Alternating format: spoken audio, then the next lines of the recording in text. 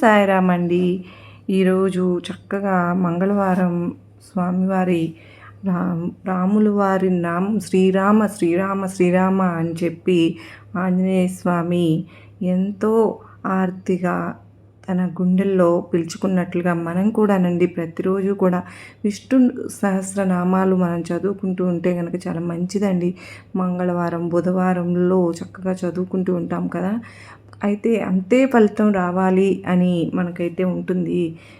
అప్పుడు మనం ఈ విధంగా చేయవచ్చు. శ్రీరామ రామేతి రమే రామే మనోరమే సహస్రనామ తత్తుల్యం రామనామ వరాననే.